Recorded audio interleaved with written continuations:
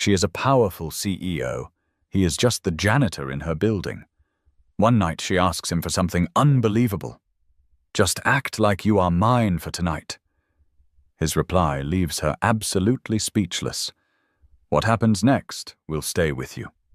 Before we continue, tell us, where in the world are you tuning in from? We love seeing how far our stories travel. The marble floor of Horizon Tower gleams under fluorescent lights that hum like distant machinery. It is nearly midnight, and silence presses against the glass walls of the 42nd floor like water against a submarine hull. The city breathes below millions of lights pulsing in rhythm with lives being lived, connections being made, families gathering around dinner tables while the work they did during daylight hours fades into memory. Catherine Ward stands in her corner office, arms folded across her chest, her gaze fixed not on the city lights sprawling below, but on the man pushing a cleaning cart with steady precision through the executive corridor outside her glass walls. She has been watching him for weeks now, though she tells herself it is just idle curiosity. Just the way her eyes happen to land on him during these late nights when the building empties and silence becomes her only companion.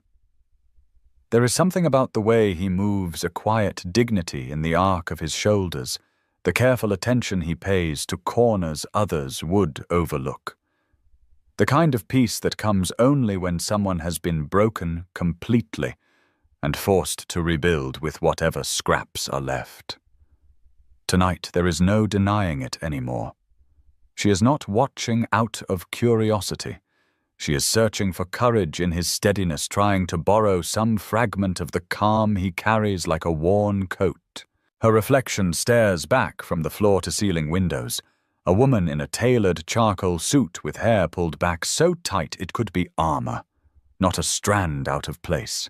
Not a crack in the facade she wears for boardrooms and shareholders and magazine covers that ask about her success, but never about the cost. The city stretches below like a glowing circuit board, beautiful and cold. Somewhere down there, people are going home to warm apartments, to partners who ask about their day, to children who run to the door shouting, "Mommy" or "Daddy" with arms wide open. Somewhere down there, people are not alone. Catherine's penthouse waits 42 floors above this office, all marble countertops and designer furniture, and a view that costs more per month than most people earn in a year. The refrigerator holds takeout containers marked with days of the week, Monday through Friday, in her assistant's neat handwriting, because Catherine cannot remember when she last cooked. Her phone rings constantly, but only with business calls, acquisition proposals, interview requests, shareholder concerns. No one calls to ask if she is okay. No one calls just to hear her voice. Tomorrow night is the annual Horizon Industries Charity Gala, the kind of event where Chicago's elite gather in tuxedos and evening gowns to write checks and take photographs and ask questions Catherine has learned to dread. And Catherine, when will you settle down? Surely someone with your success must have someone special. The pitying looks from married board members who think she chose power over love as if those were the only options. The knowing smiles that say she is too ambitious, too cold, too focused. To ever make room for anything soft or human or real, she has perfected her responses over the years. Polite deflections wrapped in humor. "I am married to the company," she says with a laugh that sounds practiced, because it is. "My parents built this empire, and I am honored to carry it forward. The work is fulfilling. I do not need anything else." Lies taste like metal on her tongue. Her heels click softly against marble as she steps out of her office. The sound echoes in the empty corridor, announcing her presence. The man with the cleaning cart looks up, and in that instant their worlds collide in a way that makes Catherine's breath catch. His gaze is steady and certain, the kind that holds entire stories in its depths. His eyes lock onto hers, seeing not the polished mask she wears for the world, but something underneath. The fragile woman hiding behind quarterly reports and power suits, and the weight of a legacy she did not ask for but cannot abandon. Catherine swallows hard, her pulse quickening in a way that has nothing to do with the late hour or the caffeine she consumed to stay alert through evening conference calls with Tokyo investors. I need to ask you something. She begins, her voice steadier than her racing heart. The words feel foreign on her tongue, weighted with a desperation she has never allowed herself to show. Not to the board, not to the media, not even to Linda, her executive assistant and closest thing to a friend. The man sets down his mop with careful precision, straightening slowly. His uniform is faded grey, worn at the elbows from years of use. Hers is a suit that costs more than his monthly rent, custom-tailored in Milan during a business trip she barely remembers beyond hotel conference rooms and rushed meals eaten alone. The contrast between them is not lost on either of them, hanging in the air like smoke. Tomorrow night there is a gala. Catherine continues fighting to keep her voice level, something I cannot face alone. She pauses, and the request feels absurd even before she voices it. The kind of thing that happens in movies, but not in real life, not to CEOs who run billion-dollar companies. Her hands tremble slightly at her sides, betraying the control she fights so hard to maintain. I need you to act like you are mine, just for tonight. The words hang between them, exposed and raw. Catherine wants to take them back immediately to laugh, and say she is joking, to retreat behind her office door and pretend this moment never happened. But she does not move, cannot move, because something about the way he is looking at her with eyes that see too much makes her feel like running would be more dangerous than staying. James Harper moves through the executive floor of Horizon Tower like a ghost, his presence noticed only by the trail of clean floors he leaves behind. Invisible. That is how he prefers it. How he has trained himself to be over 3 years of pushing mops and emptying trash bins in buildings where he once walked as an equal. The smell of industrial cleaner mixes with the lingering scent of expensive coffee from earlier meetings, creating an odor that has become as familiar as breathing. The weight of the mop handle in his calloused hands grounds him, keeps him focused on the present rather than the past that stalks him through sleepless nights. The squeak of cartwheels on marble echoes in empty hallways, a rhythm that has become his meditation, his way of marking time in a life that stopped moving forward the day everything fell apart. Through the glass walls he can see the city lights, the same view he used to enjoy from offices that bore his name on the door. Back when he wore suits and commanded teams and designed propulsion systems that helped satellites reach orbit. Back when his hands drafted equations instead of wringing out dirty mop water. Back when people met his eyes instead of looking through him like he is part of the furniture. As he empties a trash bin near the executive offices, his mind drifts, despite his best efforts to stay present. 5 years ago, he stood in rooms like these as an engineer, not the help. He designed systems that cut through clouds and defied gravity, his work cited in journals, his name spoken with respect at aerospace conferences. Then came the safety violation he could not ignore. Faulty seals that could fail catastrophically, risking lives for the sake of meeting deadlines and protecting profit margins. He reported it through proper channels, following every rule, trusting the safeguards that were supposed to protect people who spoke up. The company buried it, classified his reports, dismissed his concerns as overcautious paranoia from an engineer who did not understand business realities. So he went public, contacted the FAA, filed formal complaints, became a whistleblower, that word that sounds noble in theory but in practice means target. The company destroyed him with the kind of precision he once applied to engineering problems.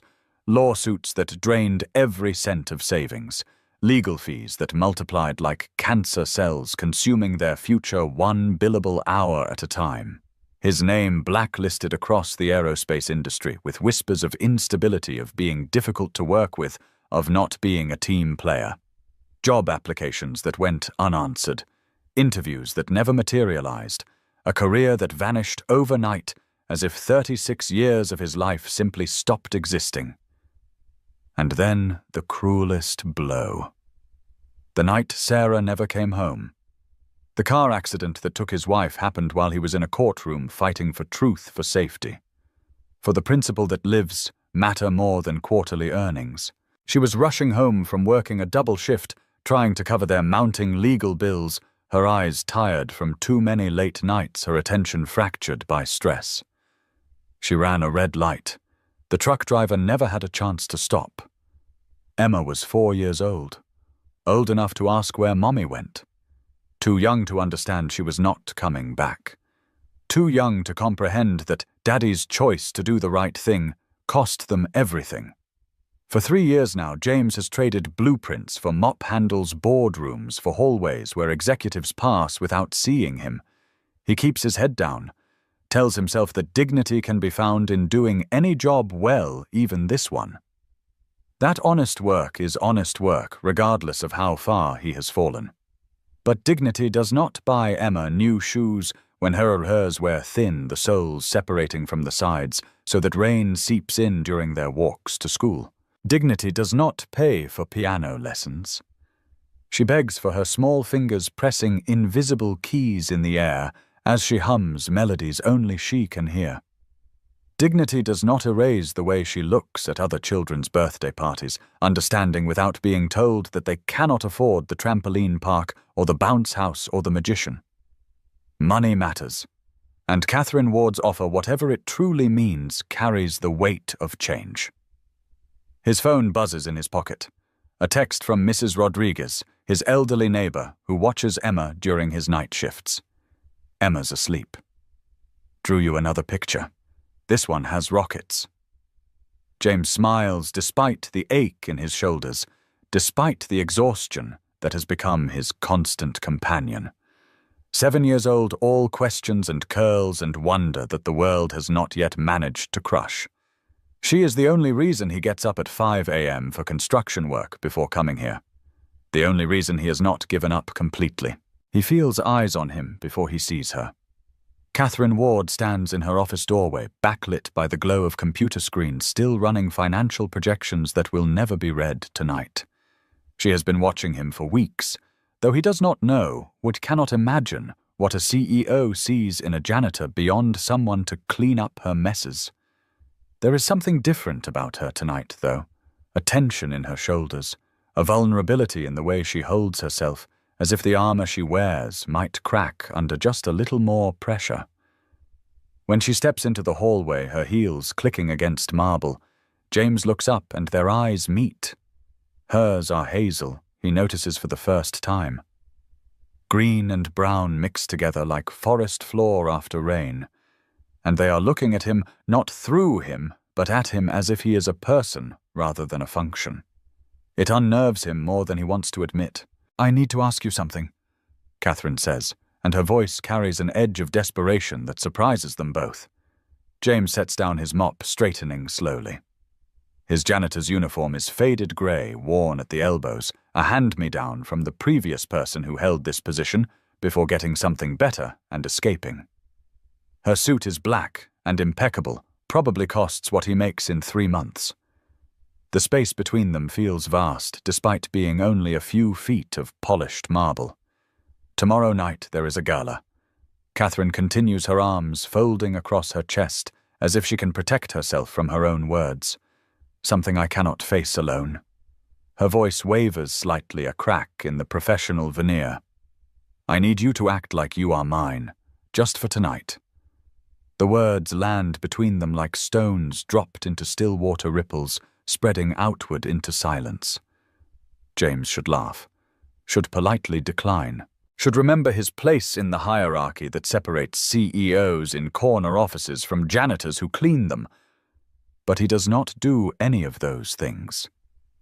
Because when he looks at Catherine Ward stripped of boardroom confidence in this late-night confession, he sees something he recognizes with the bone-deep certainty of lived experience.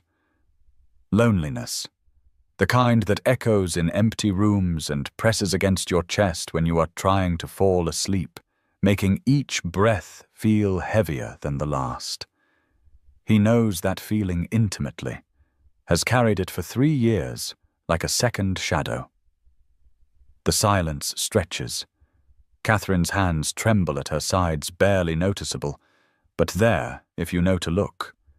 James notices because his hands used to shake like that in courtrooms, in depositions in the weeks after Sarah died, when holding a coffee cup felt like lifting weights. "I have a daughter," James says finally, his voice low and measured. 7 years old. She is the reason I take every shift I can get. Stack construction work in the mornings with janitorial work at night, sleep 4 hours and call it enough. The reason I am still standing when everything else fell apart. Catherine's breath catches something flickering across her face that might be surprise or might be recognition that this is more complicated than she anticipated. "If I do this," James continues, choosing each word with care, "if I step into your world for one night, you need to understand something."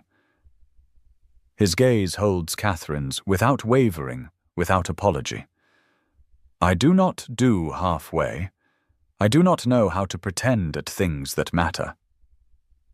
He takes a step closer, not quite touching, but close enough that Catherine can smell the faint scent of industrial cleaner on his uniform mixed with something else, soap and exhaustion, and the particular smell of honest work. "So if you are asking me to act like I am yours tonight," James says, his voice dropping even lower, "you should know that when I commit to something, even pretend I do it all the way."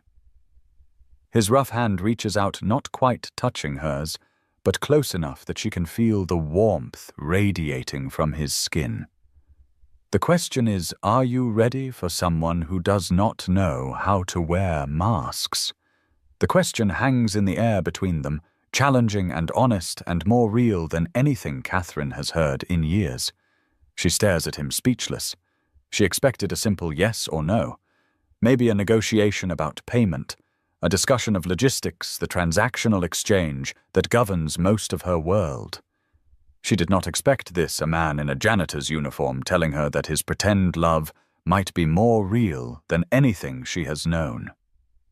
For the first time in years, Catherine Ward, who commands boardrooms and negotiates billion-dollar deals and never lets anyone see her sweat, does not have words. Her mouth opens, closes, opens again.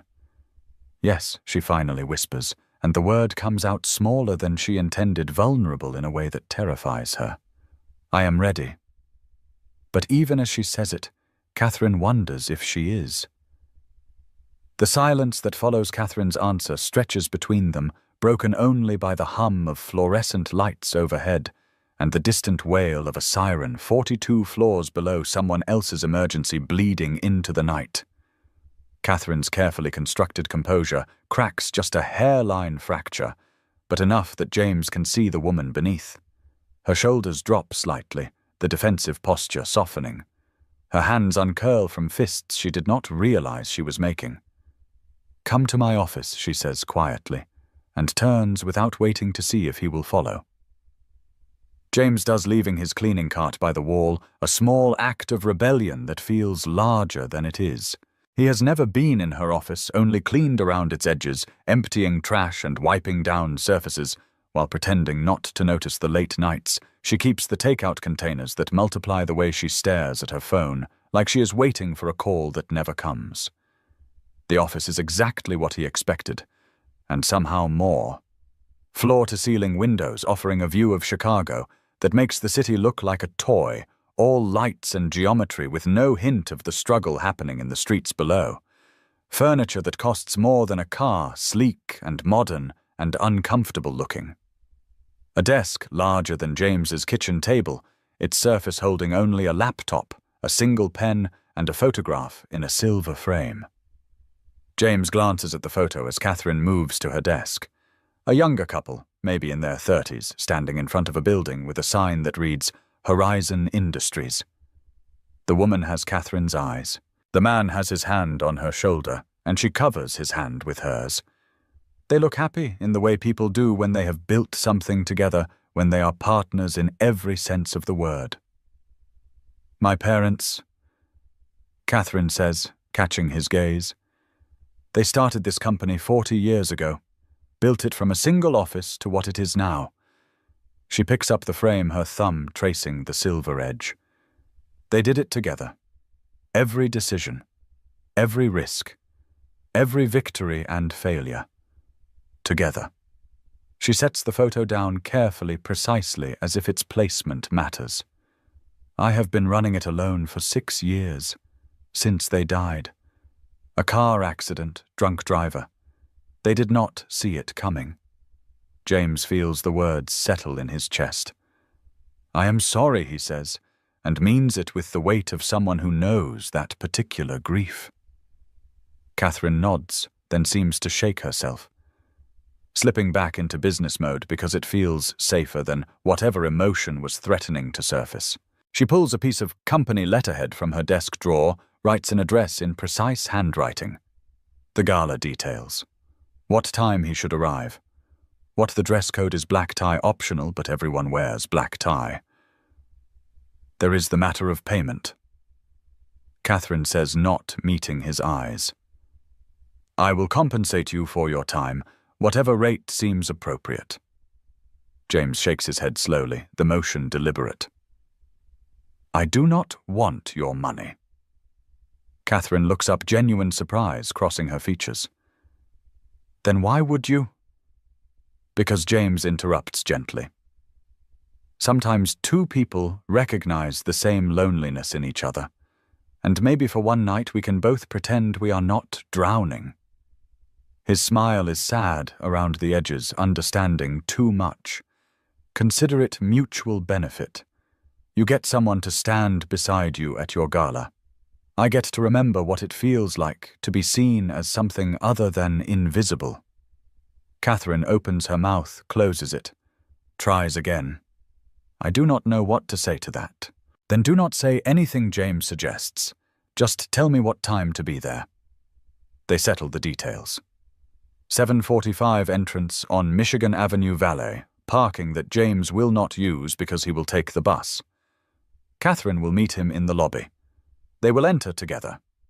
Stay for 2 hours, maybe 3. Smile for photographs. Make small talk with donors and board members. Then part ways, the evening ending as cleanly as it began. Simple. Transactional. Except nothing about the way they are looking at each other feels simple. As James turns to leave, Catherine's voice stops him. Why, she asks. Really why James pauses in the doorway, his hand on the frame. Because my daughter draws pictures of castles with lonely princesses in every window, he says quietly. And she tells me that someone should save them. He looks back over his shoulder. Maybe she is wiser than both of us. He walks away before Catherine can respond. His footsteps echoing in the empty corridor, leaving her alone in her office with a view of the city and a photograph of parents who knew how to build a life together. Catherine sits heavily in her chair, the leather creaking under her weight. She stares at the address she wrote, at her own handwriting, that looks shaky in a way it never does on contracts or merger agreements. What has she done? Asked a janitor to pretend to love her for an evening. Exposed her loneliness to a stranger. Crossed lines she did not know existed between employer and employee, between the life she shows the world and the desperate woman hiding underneath. Her phone sits on her desk, silent. 53 unread emails, 12 missed calls, all business. 0 messages asking if she is okay. Catherine picks up the photo of her parents, studies their linked hands, the way they lean into each other like 2 parts of a whole. You built this together, she whispers to them. How do I do it alone? But the photo offers no answers, just the frozen moment of a happiness she remembers but cannot seem to recreate. She sets it down, turns off her computer, gathers her things. The penthouse waits empty and expensive, and echoing with the success that was supposed to be enough. Tomorrow night she will walk into a gala on the arm of a man who cleans floors and sees through every defense she spent 20 years building. And somehow that terrifies her more than any hostile takeover or shareholder revolt or economic downturn ever has. Because James Harper, with his worn hands and knowing eyes and daughter who draws castles, might be the first person in years to see Catherine Ward instead of Horizon Industries. And being seen, truly seen, feels more dangerous than being alone. The midnight blue suit hangs on James Harper's bathroom door like an accusation borrowed from a friend of Mrs. Rodriguez's deceased husband, altered by her skillful hands to fit James's broader shoulders. It sways slightly in the draught from the window that will not quite close a ghost of elegance in an apartment that has never known such things. James stares at it while Emma eats breakfast at their wobbly kitchen table, her legs swinging under the chair that rocks unless you know to avoid putting weight on the left side. Cheerios float in milk that is 3 days from expiring, the best he could afford this week after paying for her school supplies and the electricity bill that arrived with a late notice in red ink. "Daddy, why are you wearing fancy clothes tonight?" Emma asks through a mouthful of cereal milk dribbling down her chin. James kneels beside her chair, grabbing a napkin to wipe her face with the practiced efficiency of 3 years raising a daughter alone. "I am helping someone," he says, tying her shoes with frayed laces because new ones are not in this week's budget. Her shoes are a size too small, pinching her toes, but she has not complained yet, and he is grateful for her resilience even as it breaks his heart. Helping how Emma tilts her head, curiosity bright in her dark eyes that mirror Sarah's so perfectly that sometimes looking at his daughter feels like looking at a ghost. By being her friend when she needs one, James explains double-knotting the laces so they will last through a day of playground running and classroom sitting, and the walk home where Emma insists on hopping on 1 foot for an entire block. Emma considers this with the seriousness only children possess, weighing his words like they are precious stones. "That's nice, Daddy. Everyone needs friends." She pauses. Cereal forgotten? Even grown-ups get lonely. James's throat tightens, that familiar ache that comes when his daughter sees too much, understands too much, carries wisdom that 7-year-olds should not have to carry. Especially grown-ups, sweetheart. "Is she nice?" "The lady you are helping." "Very nice," James says, though he realizes he does not actually know if this is true, knows only that Catherine Ward is lonely and desperate, and saw something in him that made her brave enough to ask. Sometimes, Pumpkin, the nicest people are the ones who feel the loneliest, because they give so much of themselves away that there is nothing left for them. Emma nods like this makes perfect sense. "You should bring her here someday. For spaghetti. The kind with cinnamon that Mommy used to make." The mention of Sarah lands like it always does, a sucker punch to the solar plexus that James has learned to absorb without showing. Maybe someday he manages. Mrs. Rodriguez arrives at exactly 6 p.m., her warm smile and knowing eyes taking in James's nervous energy as he paces their tiny living room. She lives 2 doors down in an apartment identical to theirs, has watched Emma since she was 4, and James had no other options and no money to pay proper childcare. "You look like you are going to a funeral, not a party," she teases gently in English that carries the melody of her native Spanish. "Relax, mijo. Just be yourself." "That is what I am afraid of," James mutters, tugging at the collar of his shirt that feels too tight despite being the right size. Mrs. Rodriguez crosses to him, adjusts his tie with hands that have done this 1,000 times for her own husband before cancer took him. "You are a good man, James Harper. Anyone who cannot see that is blind." She pats his chest. "Now go. Be brave. Maybe tonight is the start of something good." James wants to tell her it is just pretend, just one evening of playing a role before returning to reality. But something about the way she is looking at him, maternal and hopeful, stops the words. The shower is hot, the water pressure terrible, but enough to ease the tension in his shoulders that comes from 14-hour days split between construction sites and janitorial shifts. He shaves carefully, nicking his jaw once a small cut that stings more than it should. The suit fits better than he expected, the fabric soft in a way his work clothes never are, the shoes pinching his work-worn feet, but acceptable for a few hours. The mirror shows a stranger, or maybe James thinks the ghost of who he used to be, a man who attended conferences and gave presentations and wore suits as a uniform of success rather than a costume borrowed for a single night.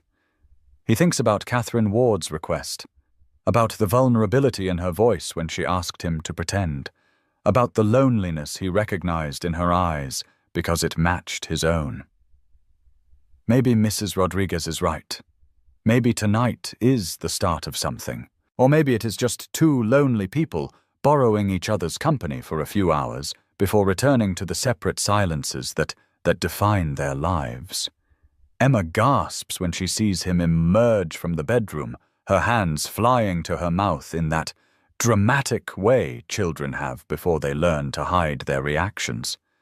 "Daddy, you look like a prince," James laughs, scooping her up despite the suit, despite the risk of wrinkles or stains or the careful grooming coming undone. Just a regular guy in borrowed clothes pumpkin. She touches his face with small hands, her expression suddenly serious in that way that always warns him something profound is coming. "Promise you will come home." Her voice is smaller than usual, carrying fear she rarely shows. The question cuts deeper than she knows, deeper than James is prepared for. He thinks about Sarah, who went to work one day and never came home, leaving an empty space at the dinner table that no amount of time has managed to fill. He thinks about all the promises people make that circumstances break, good intentions shattered by drunk drivers and red lights and the randomness of tragedy. But he also thinks about Emma, who has already lost one parent and cannot lose another, who needs certainty even when the world offers none. Always he promises pulling her close. "You are my home, Emma. Nothing changes that. Not fancy clothes or parties or anything else. I will always come back to you." She hugs him fiercely, her small body warm against his chest. "Okay, Daddy. Have fun at the party. Tell the lonely lady that she can come over sometime. We have spaghetti." James sets her down, his eyes burning in a way that has nothing to do with the cheap aftershave he borrowed from Mrs. Rodriguez's medicine cabinet. Deal, he manages. At 7:15, James kisses Emma goodnight, even though she is still awake, entrusts her to Mrs. Rodriguez's capable hands, and steps out into the Chicago evening. The bus stop is 3 blocks away. The ride will take 45 minutes, 3 transfers, but it is cheaper than cab fare he cannot afford to spend on pride. He checks his reflection one more time in a shop window as he walks. A man in a borrowed suit about to step into a world that chewed him up and spit him out 5 years ago. About to pretend to love a woman he barely knows, to stand beside her in rooms full of people who would not look twice at him in his janitor's uniform. The absurdity of it should make him laugh. Instead, it makes him think about Emma's drawings, castles with lonely princess, and her simple wisdom that someone should save them. Maybe tonight, James thinks as the bus pulls up with a hydraulic hiss and a cloud of diesel exhaust, maybe we save each other. He boards, finds a seat in the back, and watches Chicago slide past the windows as the bus carries him toward Horizon Tower and Catherine Ward, and a night that will change everything in ways neither of them can imagine. Catherine Ward stands in her walk-in closet, a space larger than some studio apartments, surrounded by more dresses than she has worn in the past year, and feels paralyzed by choice. Nothing feels right. Nothing feels true. The black gown is too severe, making her look like she is attending a funeral rather than a gala. The navy is too safe, the kind of choice that photographs well but says nothing. The red is too bold, demanding attention she does not want. She has already tried on 7 dresses, each one perfect in its own way and wrong in every way that matters. Linda Chen, her executive assistant and closest thing to a friend, sits on the bed watching with worried eyes that see too much. You have tried on 7 dresses. Linda observes her voice gentle but pointed. What is really going on? Catherine's hand still on an emerald gown, the fabric cool and smooth under her fingers, like water solidified into silk. I am bringing someone tonight, she says, without looking at Linda, focusing on the dress, because it is easier than facing the concern she knows she will find. Linda's eyebrows rise toward her hairline, surprise evident. A date, you. Her tone is not unkind, just shocked, because in the 6 years Linda has worked for Catherine, there have been no dates, no relationships, no signs of personal life beyond the empire they build together during business hours. Don't sound so shocked, Catherine says, but there is no bite in it, just exhaustion from a week of sleepless nights second-guessing her decision. Who is he? Linda asks, leaning forward with interest that makes Catherine want to retreat into the professional distance they usually maintain. Catherine hesitates, the truth heavy on her tongue. Someone who does not care about quarterly earnings or stock prices. Someone who sees me not Horizon Industries. The words come out softer than intended, more vulnerable than she means to be. Linda goes very still, reading between the lines in the way only someone who has watched you work yourself to exhaustion can do. Who is he really, Catherine? The janitor. Catherine admits, finally meeting Linda's eyes. James Harper, night shift, the one who cleans the executive floor. To Linda's credit, she does not laugh or gasp or react with the shock Catherine expected. Instead, she nods slowly, processing. The one you have been watching for weeks. Catherine feels heat rise in her cheeks, embarrassed to be caught. I have not been... You have, Linda interrupts gently. Every night when you work late, your eyes track him through the glass. I thought you were just curious, but this is more than that. Is not it? Catherine sits heavily on the bed beside Linda, the emerald gown still in her hands. I do not know what it is. She pauses, searching for words.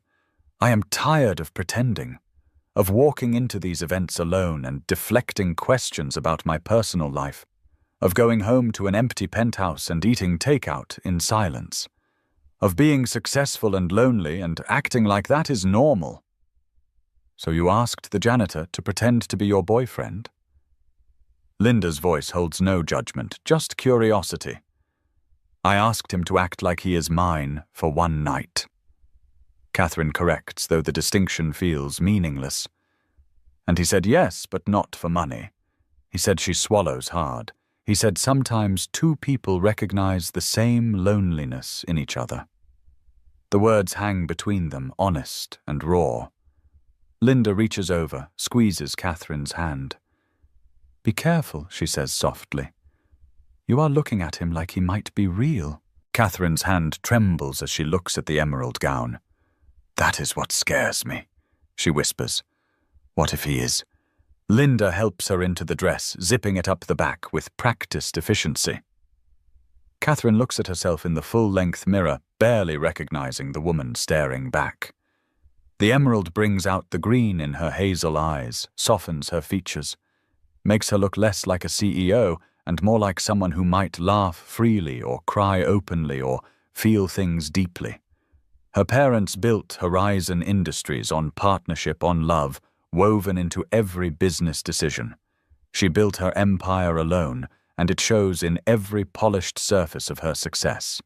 The awards lining her office walls, the magazine covers celebrating her as one of Chicago's most powerful women, the net worth that grows each quarter while her personal life shrinks to nothing. She thinks about her parents' portrait, their linked hands the way they leaned into each other like 2 parts of a whole. They would tell her that power without love is just towers of commerce, beautiful but cold, that success measured only in dollars is poverty of the soul. You look beautiful, Linda says, and means it.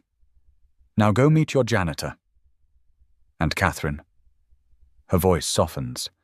Let yourself feel something real tonight, even if it is just pretend. You deserve that much. Catherine nods, throat tight with emotion she cannot name.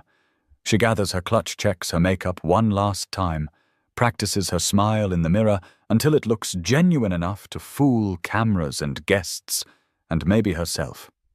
At 7:30, her driver pulls up to Horizon Tower's main entrance on Michigan Avenue.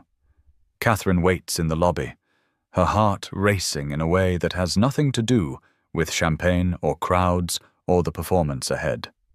At 7:45 exactly, James Harper walks through the glass doors and Catherine forgets how to breathe. James arrives at Horizon Tower at 7:45, exactly 15 minutes early, because responsible people arrive early, because he has worked here long enough to know that punctuality is the bare minimum expected. The lobby at night transforms into something else. All architectural statements and dramatic lighting that makes the marble floors glow like moonlight solidified into stone. Security does a double-take when he approaches, seeing the janitor from the night shift, dressed in a suit that probably costs more than the guard's monthly salary. The guard checks his phone, then the guest list confusion evident before professional training takes over. "Mr. Harper," he says, surprise barely masked. "Miss Ward is waiting for you." James nods his thanks. His mouth too dry for words, and moves toward the elevator banks where Catherine said she would meet him. His palms sweat despite the cool air conditioning.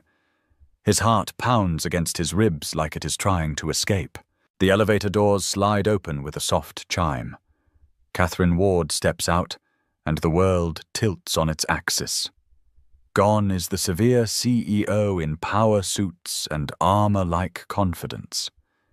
In her place stands a woman in an emerald gown that shimmers softly under the lobby lights, the fabric moving like water with each step.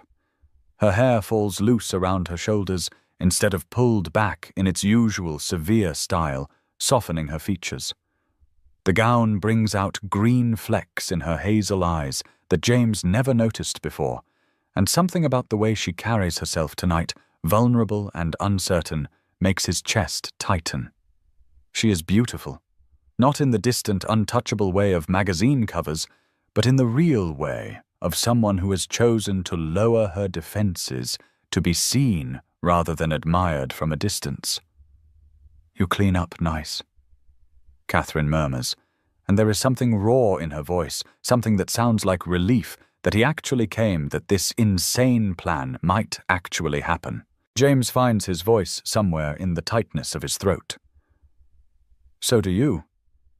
Then more honestly, because pretense feels impossible when she is looking at him like that. "You look like someone who is allowed to be human tonight."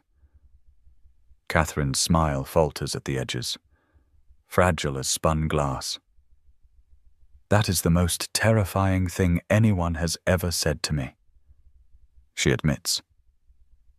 They stand in the lobby, neither quite ready to take the next step to cross the threshold from reality into whatever performance awaits them.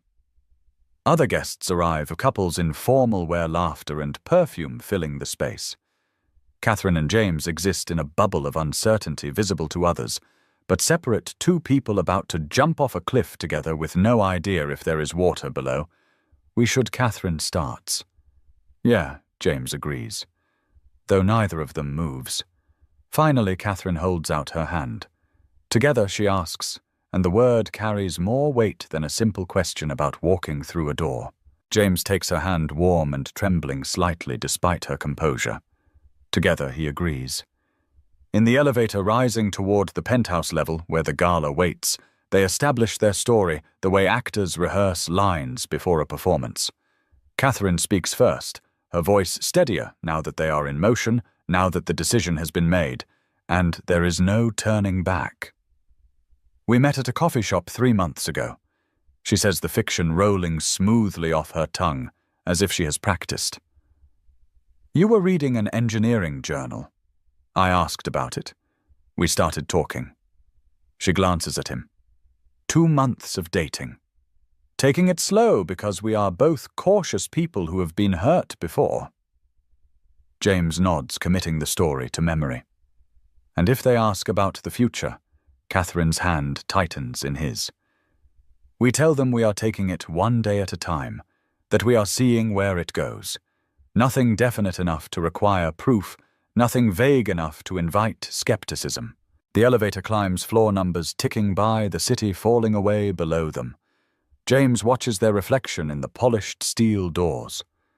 A man in a borrowed suit and a woman in emerald silk hands joined, looking like they belong together in a way that surprises him. "Catherine," he says quietly, and she turns to look at him fully. "If this gets uncomfortable, if you want to leave early, just say the word." She studies his face, searching for something. "Why are you being so nice about this?" "Because," James says, squeezing her hand gently, "I know what it is like to feel trapped in your own life, to put on a performance for people who do not really see you, and no one deserves to feel alone in a room full of people." Catherine's eyes shimmer with moisture. She blinks away quickly. "Thank you," she whispers. The elevator chimes. The doors slide open to reveal a room drenched in wealth and power. Crystal chandeliers scattering rainbows across marble floors polished to mirror shine, and Catherine Ward's world in all its glittering, intimidating glory. Catherine's hand trembles in his. James squeezes back, solid and steady. 7 minutes, right? Catherine asks, her voice tight with nerves. "That is all I am asking." James looks down at their joined hands, his rough fingers against her perfectly manicured ones, the contrast stark and somehow right. "Catherine," he says, "when I told you I do not do halfway, I meant it. Tonight is not about counting minutes. It is about showing you what it feels like when someone actually sees you." He meets her eyes, his gaze holding hers. "So no, not 7 minutes. As long as you need." The words land like a promise, heavier than the casual agreement this was supposed to be. Catherine's breath catches something shifting in her expression, walls crumbling without permission.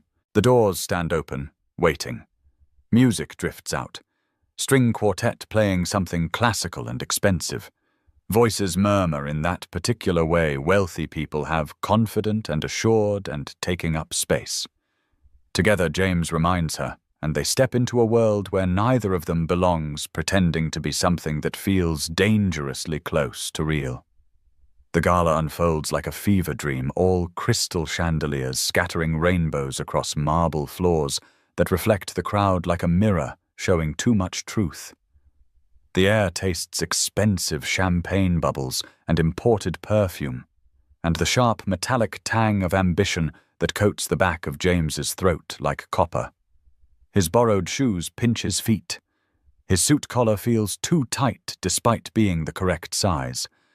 But Catherine's hand in his grounds him, keeps him from floating away into the surreal absurdity of a janitor attending a party where individual plates cost more than his monthly grocery budget.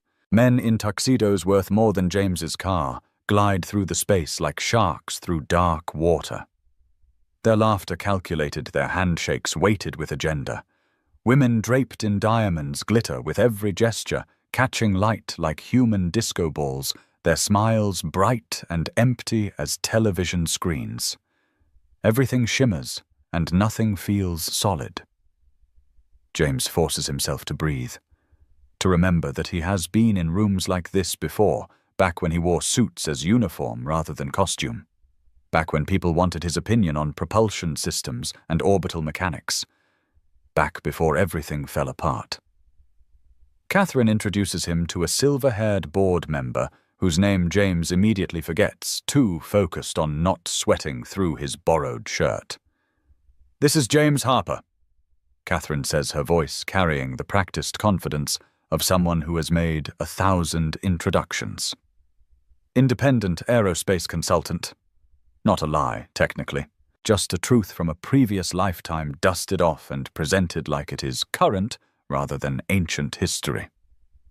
"What firm are you with?" The board member asks, his tone politely dismissive, already looking past James toward someone more important. "I consult independently now," James replies, and is surprised by how smoothly the words come. How easily he slips back into the language of his old life. After my last project exposed structural failures that could have caused catastrophic consequences, I decided corporate loyalty was not worth the body count. The man's eyes sharpen with interest, focusing on James properly for the first time. Several others lean in, drinks paused halfway to lips. "Tell me more," the board member says, and it is not a polite request. James does painting the story in broad strokes that sound impressive rather than tragic. Faulty seals, safety violations, reports that were buried. His decision to go public rather than risk lives. He leaves out the lawsuits that destroyed him, the career that vanished, the wife who died while he fought for principle. Those details are too raw, too real for this glittering performance. But the engineering knowledge is still there, locked in his brain like muscle memory.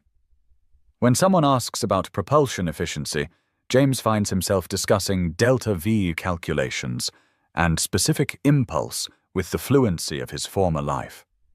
When the conversation turns to innovation versus safety, he argues passionately for protocols that protect human life, his voice carrying conviction that comes from paying the price. Catherine watches him with something like wonder in her eyes, seeing a side of James she did not know existed. This is not the janitor who cleans floors at midnight. This is the engineer he used to be confident and competent and commanding respect without demanding it. Her heart does something complicated in her chest, something between pride and fear, and recognition that James Harper is more than she imagined, that beneath the janitor's uniform is a man who once designed systems that reached orbit, who chose integrity over comfort, who lost everything and somehow remained whole. Someone makes a joke about innovation always coming with risk. James responds with something clever about entropy and human nature, drawing laughter from the group. Catherine laughs too, not her practiced boardroom laugh, but something real that escapes from somewhere deep, unguarded, and genuine. The sound startles them both, hanging in the air between them like confession. Time dissolves. 7 minutes becomes 20. 20 becomes 40. James finds himself moving through the crowd as though he belongs, discussing market disruptions and technological advances with men who would not look twice at him in his work uniform. But it is the way Catherine keeps glancing at him when she thinks no one else notices that undoes him. Soft, proud, almost tender. Her hand lingers on his arm, not as part of the performance, but like she wants it there, like his presence anchors her in a way nothing else does. The evening blurs at the edges, conversations bleeding together, faces multiplying. James loses track of time, loses track of the pretense, until an elderly board member with kind eyes and a warm smile approaches them. "Catherine," she says, her voice carrying genuine affection that makes her stand out in this crowd of calculated interactions. "I have been wanting to meet this young man you have been glowing about all evening." Catherine blushes, actually blushes, color rising in her cheeks, like she is not a CEO who commands billions, but just a woman caught being happy. "This is James," she says, and something in her voice has shifted, become softer. The elderly woman studies them both, her sharp eyes missing nothing. "I have one question, if you will indulge me." She looks directly at Catherine. "What makes you so certain about this man?" The room does not exactly quiet, but nearby conversations pause, people turning with the instinct of those who smell story unfolding. Catherine could deflect with humor, could offer a polished response about compatibility and shared values and taking things one day at a time. Instead, she turns to James, her eyes searching his face with quiet intensity, and when she speaks, her voice carries truth that needs no rehearsal. "He sees me," she says simply. "Not what I have built, or what I can do for him. Just me." Her voice drops slightly intimate, even in this public space. In a world where everyone wants something from you, finding someone who just wants you to be real That is everything. The words lodge in James's chest like shrapnel, sharp and impossible to ignore, because he realizes with startling clarity that somewhere between the elevator and this moment, between the first touch of hands and the way Catherine's eyes soften when they land on him, he stopped pretending. The way he holds her hand protective and sure, the pride in his voice when she speaks, defending her intelligence when some old dinosaur questions her judgment. The protectiveness that flares when a drunk executive gets too close, too familiar. James stepping subtly between them without Catherine having to ask. None of it is acting anymore. None of it is performance. It is real in a way that terrifies him, because pretending to love Catherine Ward was supposed to be temporary, borrowed like his suit returned at evening's end with nothing changed. But everything has changed. And judging by the way Catherine's breath catches when their eyes meet, the way her fingers tighten around his, like she is afraid he might disappear, she knows it too. They stand in a room full of people performing wealth and status and success, and become the only two people being real. The air on the balcony is cooler, thinner somehow, carrying the scent of rain that has not yet fallen, but promises to arrive before morning. James steps out first, grateful for the quiet after the dizzying whirl of chandeliers and champagne, and carefully crafted conversations that drained more energy than a 14-hour construction shift. His hands find the stone railing, gripping it like an anchor, and he stares at the sweep of Chicago skyline glittering 45 floors below. For a moment, standing here feels like existing between two worlds. The one that sparkles beneath him, all lights and possibility, and lives being lived in ways he can only imagine now. And the one he carries inside, lined with worn shoes by the door and bedtime stories whispered to a child who still believes her daddy can fix anything. Scraped knees and broken dreams and love that survives despite poverty. The door clicks open behind him. Catherine appears, emerald gown brushing against tile heels soft against the floor. Out here, away from the performance, she looks smaller somehow, as though the weight of her empire has been left inside with the crystal and conversation. Her shoulders ease for the first time since James met her, dropping from their defensive position. She leans on the railing a few feet away, exhaling a breath she seems to have held all night. Chicago spreads below them like a living map. Every light a story, every street a history. "Thank you," Catherine says quietly, her voice barely carrying over the soft wind. James turns his head, genuinely confused. For what? For making me feel normal.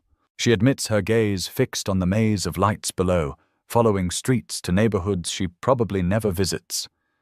Lives she will never touch despite her wealth. For a little while in there, I was not the woman every headline expects me to be. I was not quarterly reports or succession plans. Her voice catches slightly. I was just someone standing beside another person, laughing like it mattered. Her words carry a tremor, fragile yet unflinchingly honest, the kind of confession that only comes at night when defense is lower and truth slips through the cracks. "I know what you mean," James says, softly drawn to share his own truth by the vulnerability in hers. In there, I was not the janitor. I was not the guy who pushes a mop at midnight or the father counting pennies for his daughter's shoes. I was just James. He pauses, the admission heavier than expected.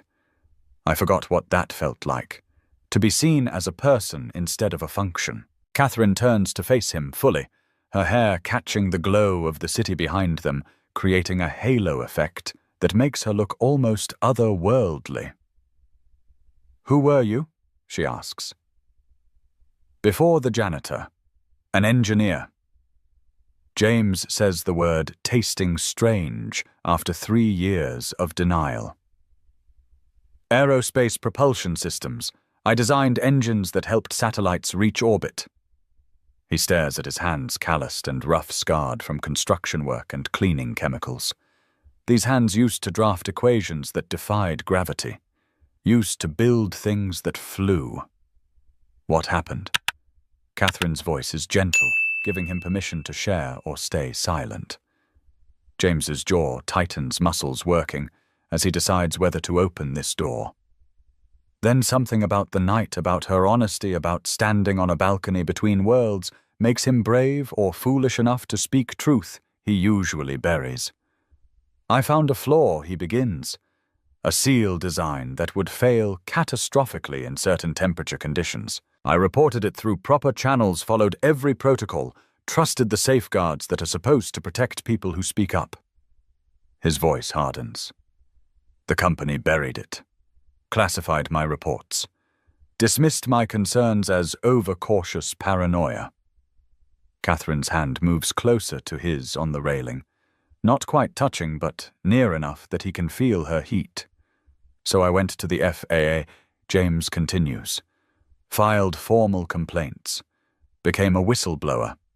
He laughs bitterly, the sound harsh against the soft Chicago night. Whistleblower protections are a nice idea until you try to use them. The company destroyed me. Lawsuits that never had merit but drained every cent fighting them. Legal fees that multiplied like cancer. My name blacklisted across the entire industry, whisper campaigns painting me as unstable, difficult, not a team player. And then Catherine prompts gently, because she can hear in his voice that the worst is still coming. And then my wife died, James says, his voice dropping to barely above a whisper. Car accident while I was in court fighting for the truth, fighting to save lives. She was rushing home from working a double shift to cover our legal bills, exhausted beyond reason, her attention fractured by stress. She ran a red light. The truck driver never had a chance to stop. His hands grip the railing hard enough that his knuckles turn white. Emma was 4, old enough to ask where Mommy went. Too young to understand she was not coming back.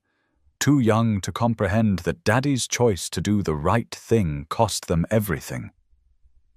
Catherine's hand covers his now warm and solid and real. You did the right thing, she says fiercely, her voice carrying conviction that surprises them both. You saved lives, and destroyed mine in the process. James counters the old argument, automatic.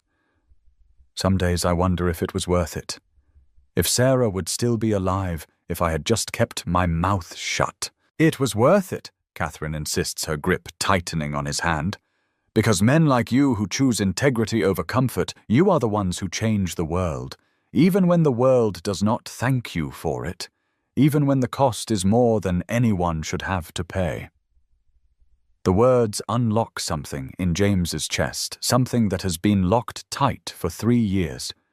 When was the last time someone defended him, believed him, saw his sacrifice as noble instead of foolish?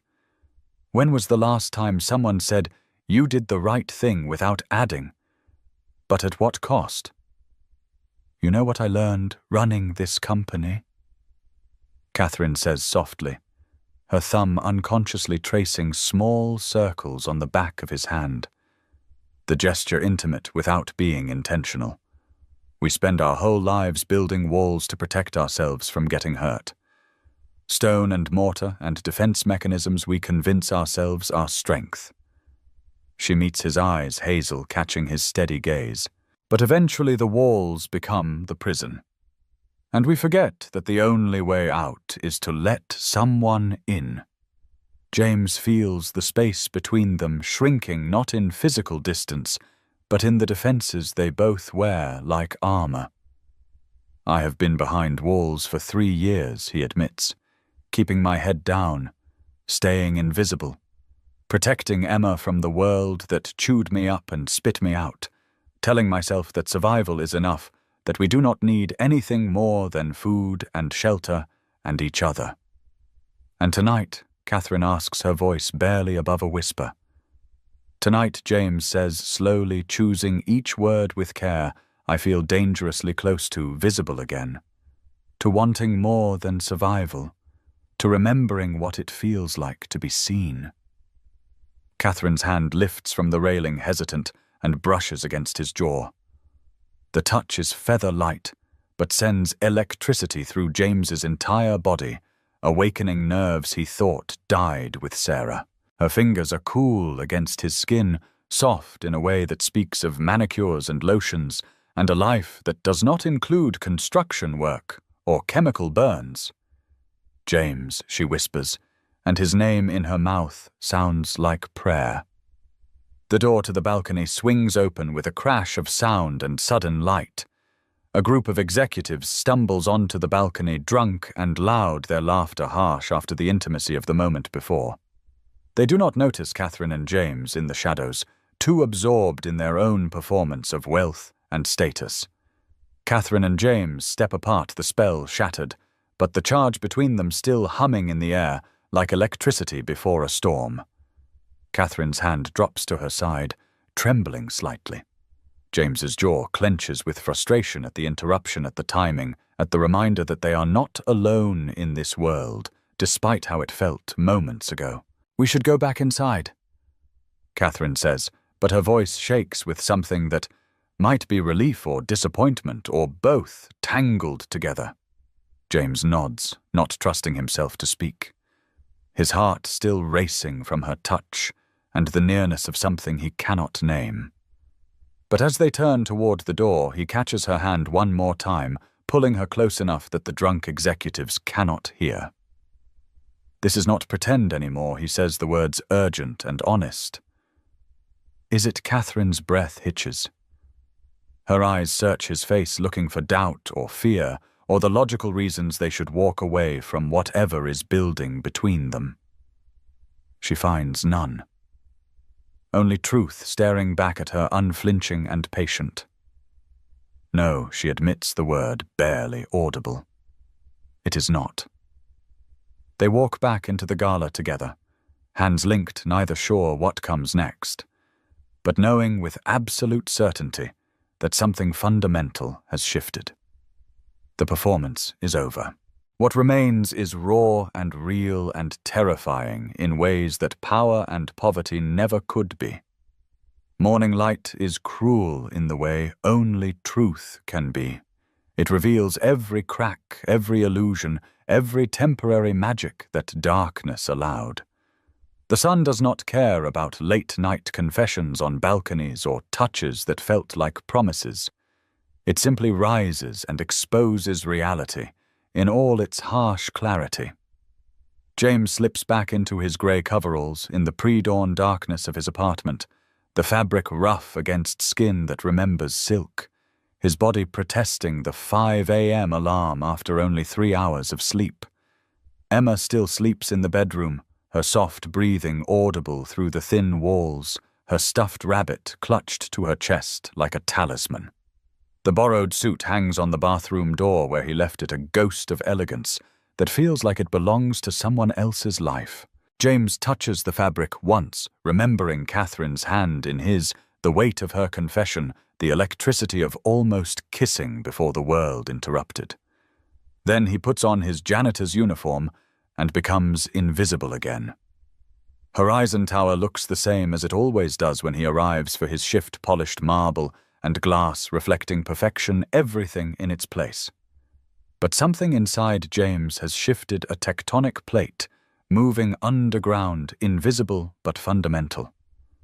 He pushes his cart through the executive hall, forcing himself to ignore the ache that comes with memory, the warmth of her hand, the tremor in her laugh, the way her eyes softened when the crowd was not watching, the nearness of her lips on that balcony before the moment shattered.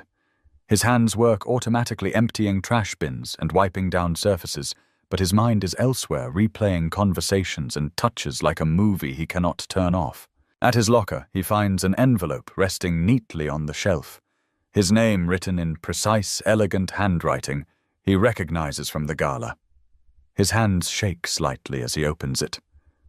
Inside a check, more than generous, more than he expected, enough for Emma's shoes and piano lessons, and maybe even a cushion for the months when construction work slows down in Chicago winter. And a note. 2 words in Catherine's hand. "Thank you." James stares at the check for a long time, his thumb tracing the number that represents security and stability, and the breathing room his family desperately needs. Money means new shoes that fit Emma's growing feet. It means saying yes when she asks for things, instead of the constant calculation of what they can afford. It means eating something other than pasta and canned sauce for the 3rd night in a row. But the envelope also draws a line, as if what passed between them could be neatly filed under transaction payment for services rendered a business arrangement concluded.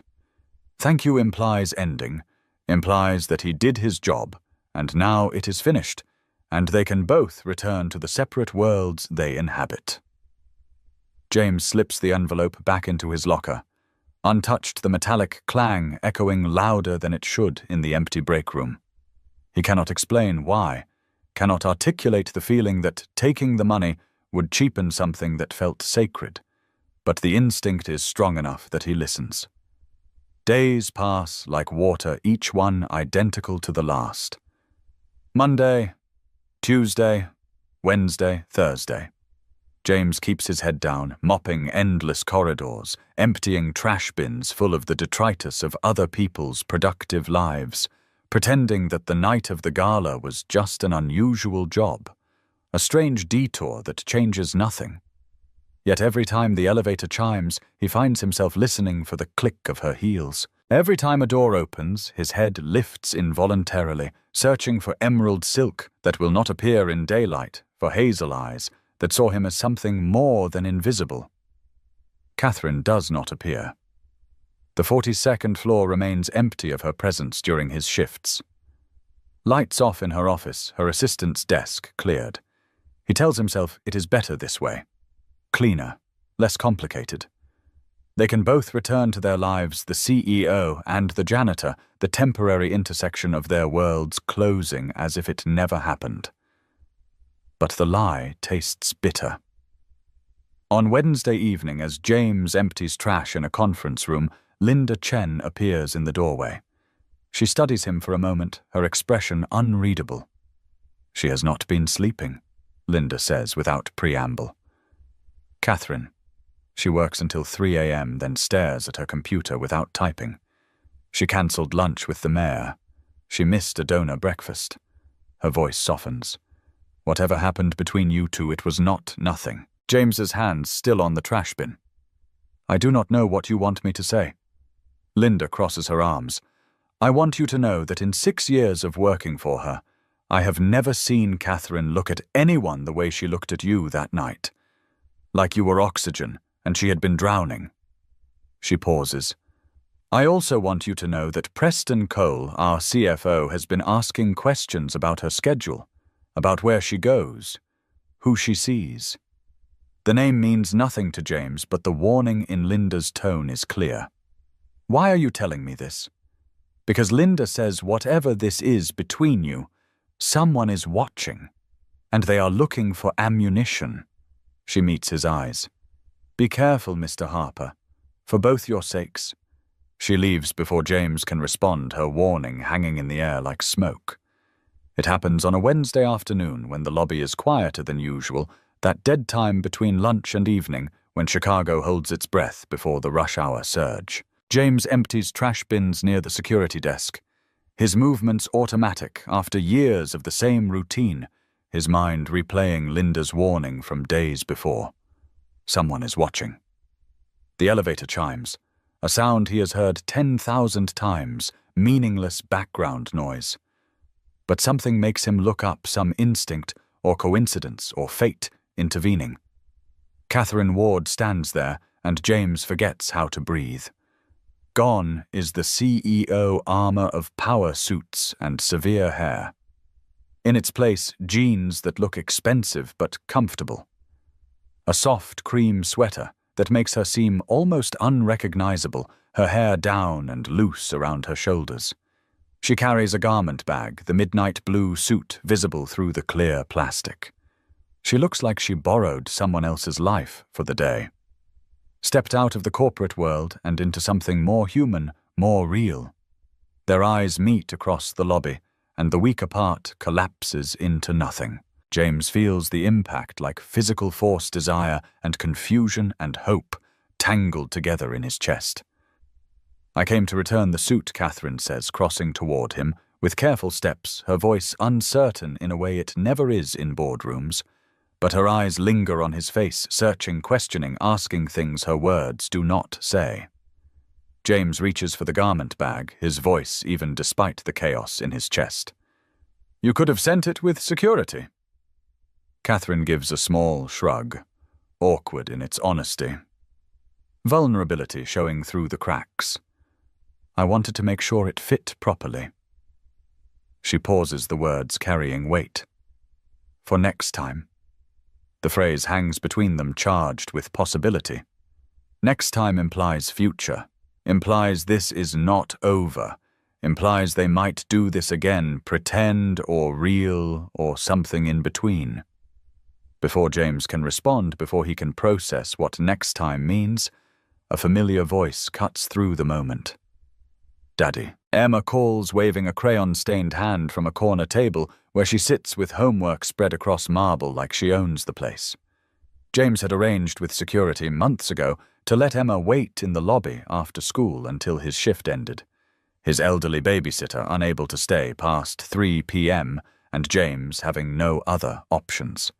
She sits with her backpack, her homework, her drawings, her legs swinging under the chair in that restless way children have when forced to be still. Emma's dark eyes widen when she sees Catherine. Curiosity lighting her expression with the fearless interest only children possess.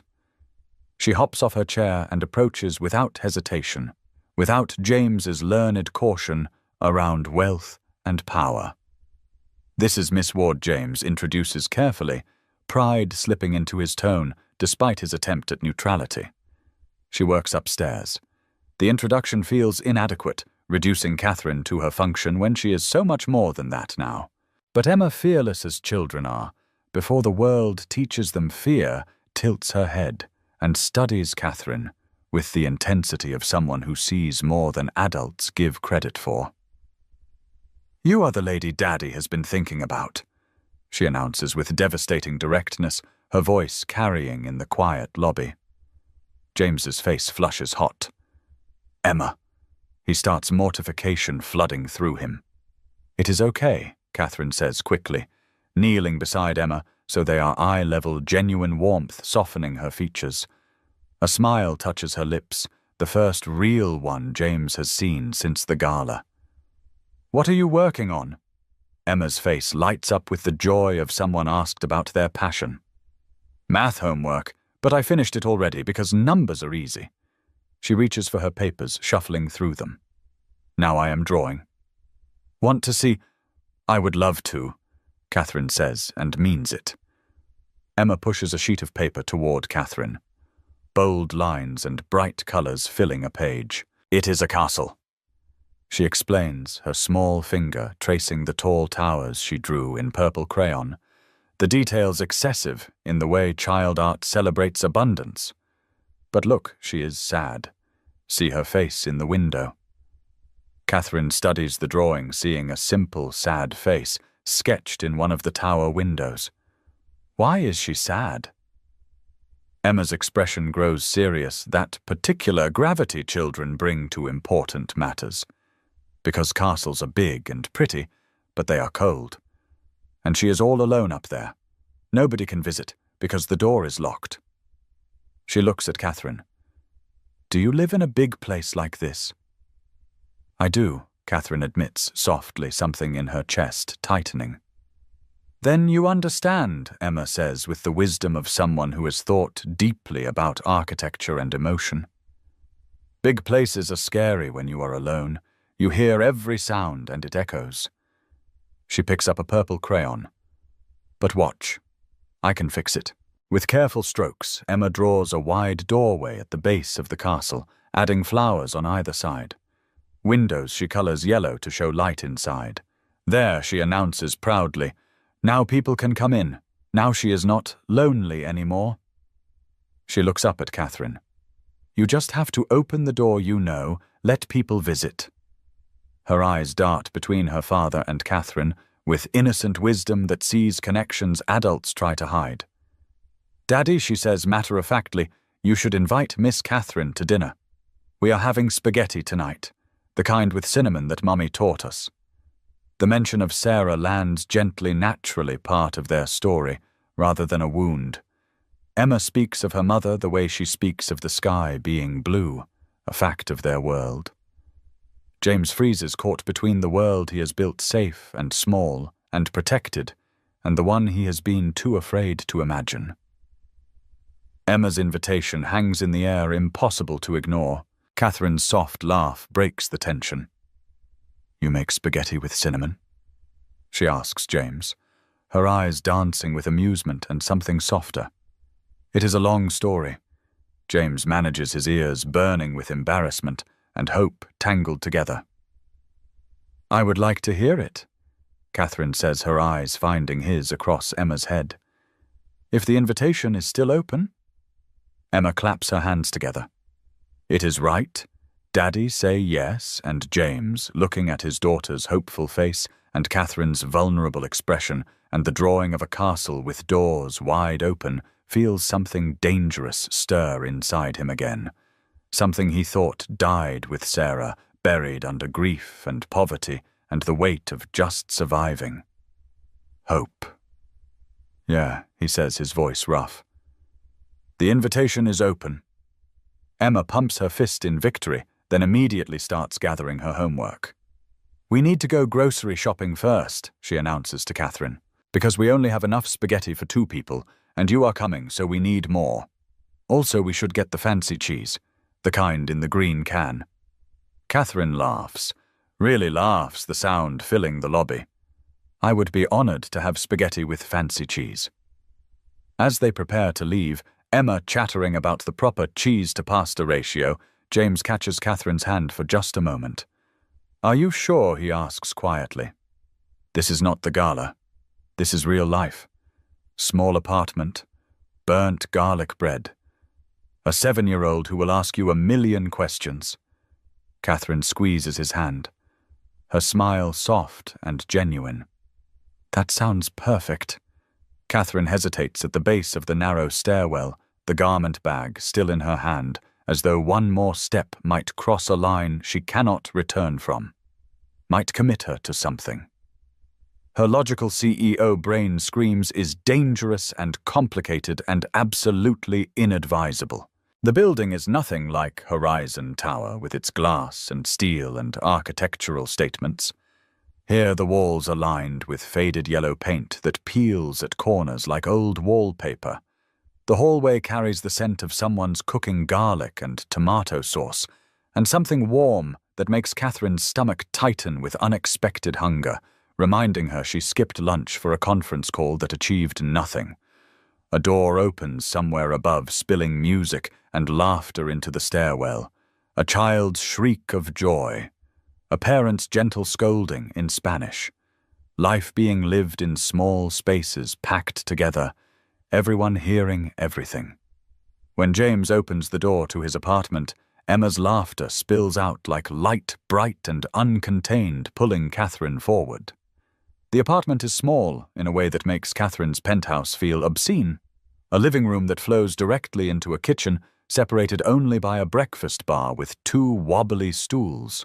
But something about the space makes Catherine's chest tighten, a feeling she cannot name. Photographs of Emma line every available surface, a timeline of growth from infant to toddler to the 7-year-old she is now. Gap-toothed smiles frozen in frames that do not match some plastic from drugstores, some wooden and hand-painted. School art projects are clipped to the refrigerator with magnets shaped like stars and dinosaurs and the letters of Emma's name. A crocheted blanket, colors faded, but softness evident, is draped over the arm of a couch that has seen better decades, the fabric worn smooth by use. On the wall above the couch, a calendar marked in 2 colors. Emma's school events in blue ink, careful and neat. James's work shifts in red, overlapping and crowded. A grocery list on the counter in 2 different handwritings. Emma's loopy letters spelling strawberries wrong next to James's reminder for milk and bread. This is what a home looks like, Catherine realizes with sudden clarity that makes her eyes sting. Not the square footage, or the view, or the price per square foot. Just love, stitched into every corner, visible in the things people choose to keep, in the imperfections that tell stories. The kitchen comes alive with motion as they arrive. James ties an apron that says, "Dad Jokes." Loading in faded letters, the fabric worn soft from washing. Emma stands on her step stool, carefully positioned at the counter, measuring pasta with the seriousness of a scientist conducting experiments. "Can I help?" Catherine asks, feeling useless and out of place in her expensive jeans and cashmere sweater. James hands her a wooden spoon, its handle worn smooth by years of stirring. "Can you stir the sauce? Keep it from burning?" Catherine takes it, the weight unfamiliar in her hands that are more accustomed to signing contracts worth millions than cooking dinner. When was the last time she stood in a kitchen and made something with her hands? When was the last time she cooked anything more complex than reheating takeout? She watches James work, sees competence. She did not expect grace in his movements. That speaks of years of practice. He chops vegetables efficiently, drains pasta one-handed while adjusting seasoning with the other. There is poetry in the way he moves through this tiny kitchen, a dance perfected through necessity. "What if I ruin this?" A voice whispers inside Catherine's head as she stirs the bubbling sauce. "What if your edges are too sharp for something this gentle? What if you do not know how to be the person who belongs in this space?" But then Emma hands her a taste of the sauce on a small spoon, trusting her judgment. And Catherine thinks maybe I can learn. Maybe it is not too late to become someone different. She catches James adding cinnamon to the sauce, a generous shake from a small spice jar. "Really?" she asks, skeptical that such a combination could work. "Trust me," James says with a grin that makes him look years younger, the worry lines around his eyes softening. "It is weird, but it works. My wife taught me. Her grandmother's secret." The mention of Sarah lands gently this time, not a wound, but a memory part of the story rather than the ending. Emma tries to demonstrate a cartwheel in the living room while they cook, wanting to impress Catherine with her gymnastics skills. She crashes into the coffee table, knocking over a glass of water that soaks through homework papers. "Ow!" Emma wails, more embarrassed than hurt, her face crumpling. "Careful, pumpkin," James says, rushing over with a towel. "I wanted to show Miss Catherine I can do gymnastics." Emma sniffles, tears starting. "But our apartment is too small, and I am so clumsy and—" "Hey," Catherine interrupts gently, kneeling beside her. "I cannot do a cartwheel at all. I tried once and broke my roommate's lamp, and her favorite mug, and I might have cracked the ceiling. You are already way ahead of me." Emma giggles through tears, the sound watery but real. "Really, really." Catherine promises. "Want to know a secret? The best people are not the ones who are perfect. They are the ones who try anyway, even when they crash into coffee tables. They sit at the wobbly table, 3 mismatched chairs on linoleum that has seen better decades, and eat spaghetti that is better than Catherine expected. The cinnamon adds depth and warmth, and something unexpected that works despite logic, proving that sometimes the strangest combinations create something beautiful. Kind of like us, Catherine thinks, but does not say. Emma eats with enthusiasm, sauce on her face, her joy infectious. She tells stories between bites about school, about her teacher who has a funny laugh about the rabbit she still wants for her birthday. Dessert is Emma's creation, presented with pride. Surprise cookies, she calls them, an improbable mix of chocolate chips, marshmallows, and crushed graham crackers. They are messy in the best way, chaotic and sweet, and absolutely delightful tasting, like childhood and freedom from perfection. When Emma yawns hugely over her milk, James ruffles her hair. Bedtime, pumpkin. Brush your teeth. But I am not tired, Emma protests through another yawn. Huh? Bed. Now. Emma slides off her chair, then surprises Catherine by wrapping small arms around her waist. You are nice, she whispers. I am glad you came. Can you come back? Catherine's throat tightens. I would love that, sweetheart. James follows Emma to her room. Through the thin walls, Catherine hears their nighttime routine. Running water. Emma asking if they can get a puppy. James is patient, maybe. The negotiation about stuffed animals. The soft click of a door. When James returns, the apartment has grown quiet, save for the hum of the old refrigerator. Catherine helps gather plates without being asked, drying dishes older than she is. She picks up a chipped blue mug with a faded superhero logo. The handle has been glued back together, the repair obvious but functional. Emma gave me that for Father's Day 3 years ago, James says, watching her. Used her allowance. 50 cents at a garage sale. It is ugly, but it is perfect. Catherine finishes softly, understanding something she did not before. She looks around at the visible love. The grocery list in 2 handwritings. The silly flower, Emma tucked into a jar. The stack of library books, 3 for Emma, and 1 engineering textbook for James. Thank you, she murmurs. For what? For letting me see this. She gestures at everything. Your real life. It is not much, James starts. It is everything, Catherine says fiercely. You have no idea how empty my penthouse feels compared to this. They stand in the narrow hallway outside Emma's room, the soft sound of her breathing drifting through the door like a lullaby. James should walk Catherine out, should say goodnight, keep boundaries clear. But neither moves. How do you do it? Catherine asks suddenly, her voice barely above a whisper in the dim hallway. Raise her alone. Work those hours. Stay so present. James leans against the wall, exhaustion and honesty weighing him down. I do not know, he admits. Most days I feel like I am failing, like I am not enough. His voice drops. Like she deserves better than a father who cannot afford piano lessons without counting pennies for weeks. Catherine steps closer.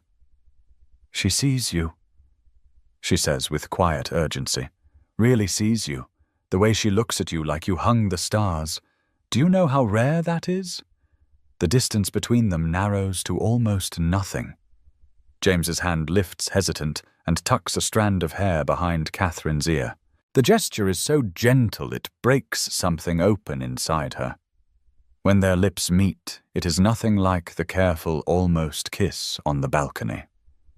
This is unplanned, unpracticed, devastatingly real. Catherine's hands find James's shoulders, fingers curling into worn fabric. James's arms wrap around her waist, eliminating the space between them. She tastes like Emma's cookies, chocolate, and something sweeter. He smells like the sauce they cooked together, garlic and cinnamon and honest work. The kiss deepens, becomes something that speaks of recognition and need, and the dangerous hope that loneliness might not be permanent. When they finally pull apart, breathless, Catherine presses her forehead against James's chest, trembling. His heart pounds against her ear, proof that he is as affected as she is. This changes everything, Catherine whispers. James holds her close. Does it have to? She pulls back just enough to see his face. You do not understand my world. It does not work like this. I cannot just date someone. Every move I make is judged twisted, used against me. Her breath shakes. The board, the investors, the media. They will destroy this before it even begins. So we do not tell them, James suggests. But even as he says it, they both know the truth. Catherine Ward cannot hide. Her life is lived under scrutiny, every companion researched and analyzed. "I should go," Catherine says, but makes no move toward the door. James kisses her forehead, soft and lingering. "This is real, Catherine. Whatever happens next tonight was real." She nods against his chest.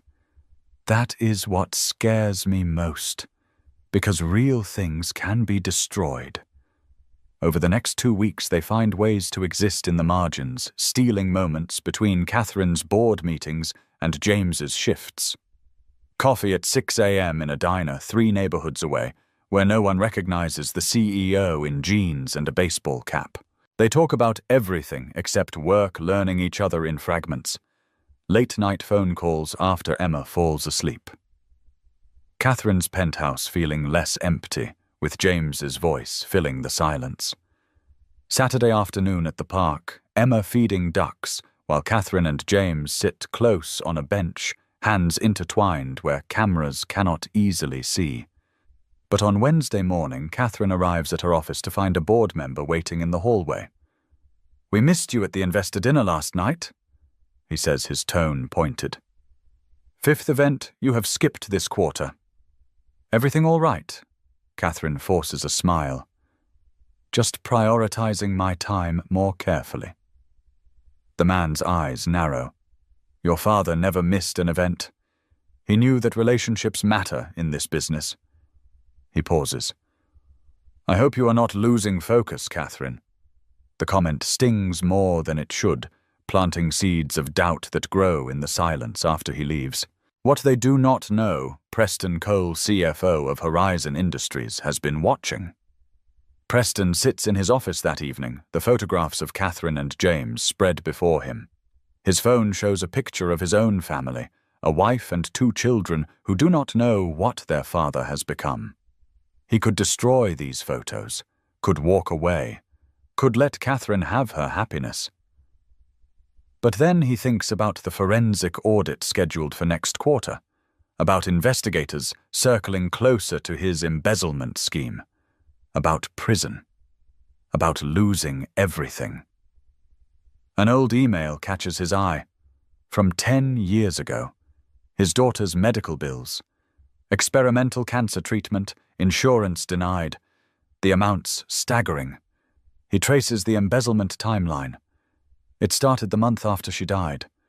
For a moment, something human flickers across his face.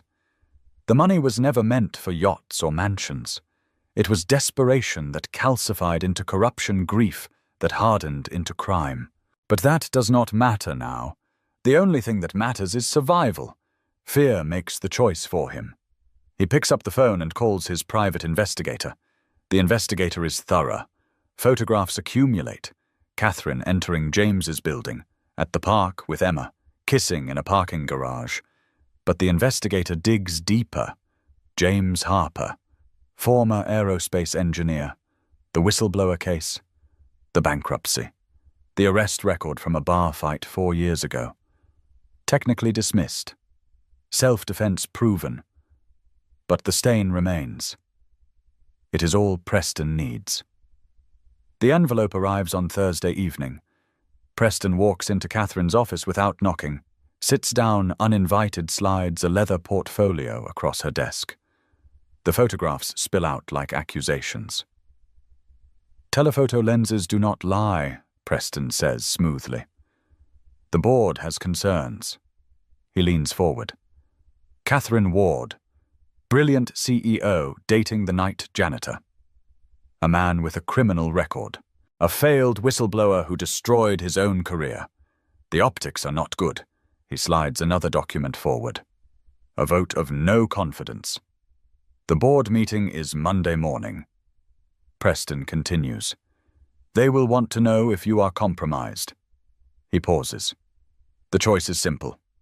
End this distraction or step down. Company or him. You have until Monday. When Preston leaves, silence floods the office. Catherine sits frozen, the city skyline stretching behind her like a jury. Her hands shake as she picks up one photograph. James and Emma at the park, laughing. Company or love, legacy or truth. Everything her parents built balanced against the first genuine connection she has felt in years. On her desk, their portrait watches. Forever young, forever together, forever united. They understood something Catherine thinks. That power without love is just towers and glass. Beautiful, empty, fragile. That night, Catherine texts James. "Can you meet me without Emma?" The message carries weight that chills him. James arranges for Mrs. Rodriguez to watch Emma and meets Catherine at the diner. She sits in a corner booth, still in work clothes, looking like glass pulled too tight. Without words, Catherine pushes the folder toward him. James opens it. The photographs hit first, then the background check. His life reduced to bullet points. The whistleblower case. The bankruptcy. The arrest record highlighted in yellow. How James asks quietly, "Does it matter?" Catherine's voice is flat. "My CFO is using this to force a vote of no confidence. Monday morning the board decides if I keep my position." She meets his eyes. "Because of you." The words land like blows. "The arrest," Catherine says. "Tell me." James stares into his coffee. "A guy at a bar was harassing a waitress. Would not take no for an answer. I stepped in. He shoved me. I shoved back. He swung. His voice flattens. I was bigger. I did not hit him hard, but he went down wrong. Cracked his head. Security footage cleared me." James continues. "Self-defense. Charges dropped.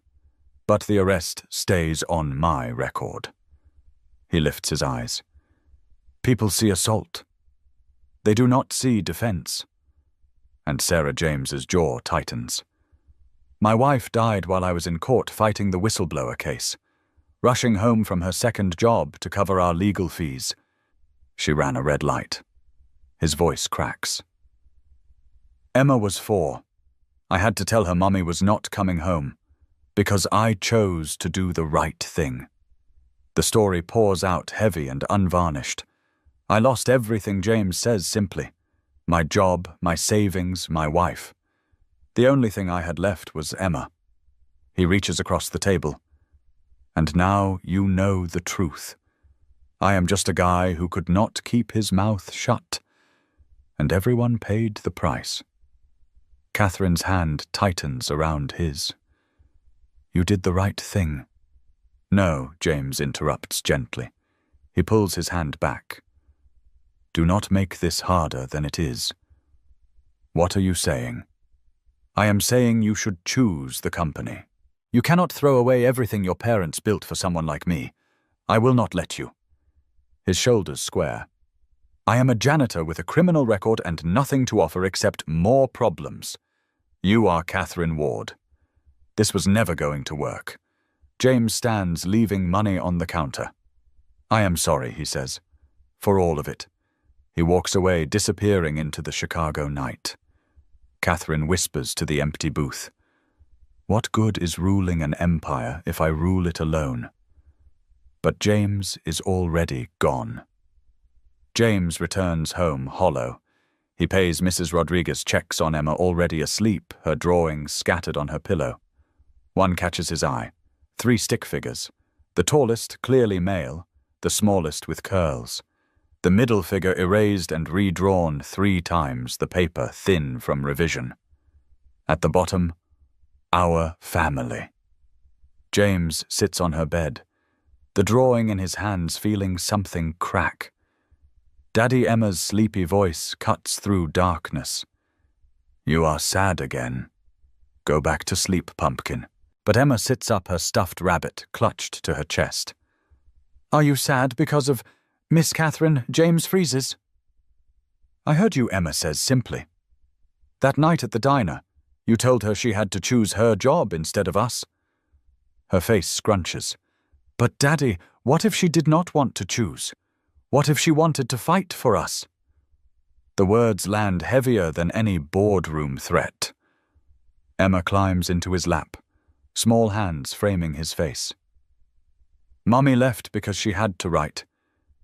The accident. Yes, baby. But Miss Catherine wants to stay, Emma says with devastating clarity. I can tell. So why are you making her go away? I was trying to protect her, James whispers. From what? From losing everything because of me. Emma tilts her head, genuinely confused. But Daddy is not that her choice. You always tell me everyone gets to make their own choices, even when they are hard, even when they are scary. James stares at his daughter, the student becoming the teacher. Emma holds up her drawing. See, there is room for all of us. You just have to let her in. She pauses. And maybe let her decide if she wants to be here. Because I think she does, Daddy. I think she loves us. James looks at the drawing. 3 figures holding hands. A door wide open. Room for everyone. What if she does not fight? He asks. Emma smiles. Then you fight for her, silly. That is what families do. Catherine wakes Saturday morning in her empty penthouse, the photographs spread across her table like evidence at a trial she cannot win. She walks to her study stands before her parents' portrait. They are young, standing together in front of the First Horizon Industries building. Partners in every sense. They built this empire together, Catherine whispers. You taught me that strength and love are not opposites. How do I do it alone? Her doorbell rings. Linda Chen stands there with coffee and determination. You look like hell, Linda says, walking in uninvited. Preston gave me an ultimatum, Catherine says. End things with James or lose my position. Linda studies the photographs particularly, one of Catherine and Emma laughing. And what are you going to do? I do not know. How can I risk everything my parents worked for? Linda sits beside her. Can I tell you something about your parents? What, the year before your mother died, the board wanted her to step down, said she was too soft, too emotional. Your father could have stayed alone. Instead, he threatened to resign unless they kept her, told them a company without heart was not worth running. Catherine stares. I never knew that. Your father chose your mother over the board's approval, Linda says. And you know what happened? Horizon Industries had its most profitable decade, because leaders who understand love understand people. Linda's voice firms. Your parents did not build this company by playing it safe. They built it by being brave enough to choose love and working to prove everyone wrong. Catherine stands pacing. Preston has been embezzling, has he not? Linda blinks. What all those budget discrepancies? Catherine's mind sharpens. He is not coming after me because I am distracted. He is coming after me because I was looking too closely at his department. She turns to Linda. Get me every financial record from the aerospace division, 5 years back. I want to see where every dollar went. Linda grins. So you are fighting. Catherine looks at the photographs one more time. My parents taught me that power without love is just an empire waiting to crumble, she says quietly. I am choosing love, and I am fighting like hell to keep both. Saturday and Sunday blur into marathon investigation. Linda brings files. Catherine spreads them across her table laptop, open calculator clicking. The aerospace division. Payments that do not match timelines. Invoices for equipment never delivered. A shell company receiving consulting fees. Buried in paperwork. Preston Cole's brother-in-law listed as CEO of the shell company. Preston has been skimming for years, millions funneled through fake contracts. But Catherine finds something worse. Archived emails about safety reports filed 5 years ago. An engineer raising concerns about faulty seals. Serious reports with technical precision. The engineer's name, James Harper. Catherine's hands shake. James was right. His reports were thorough, correct, urgent. And the person who buried them, Preston Cole, head of aerospace at the time, James lost everything because Preston protected his fraud. And now Preston is using James's destroyed reputation as a weapon against Catherine. This is not about her love life. This is Preston protecting his crimes. Catherine sits back, evidence spread like a battle plan. She thinks about James scrubbing floors in the building where his career died, about Emma growing up without her mother, about lives Preston risked for profit. Preston wanted war. Catherine is bringing justice. Sunday afternoon, James stands outside Horizon Tower with Emma's hand in his. "Are you scared, Daddy?" Emma asks. Terrified, James admits. "That means it matters," Emma says. "You told me Brave is doing it anyway." James looks at his daughter. "You are right, Pumpkin. Let us go be brave." They walk into the lobby. Security recognizes James immediately. Mr. Harper, the guard, says uncertainly. "Miss Ward is not." "I know where she is," James says quietly, "and this time I am not asking permission." The elevator rises to the 42nd floor. Emma chatters. James's heart pounds. The elevator opens into Catherine's penthouse. She stands at the window, still in yesterday's clothes, looking more human than ever. "I told you to choose the company," James says. Catherine turns. "And I told you that you do not do halfway." Her voice shakes. "So why did you try to make my choice for me?" James stops, caught off guard. "You think walking away was noble?" Catherine continues, crossing to him. "It was insulting.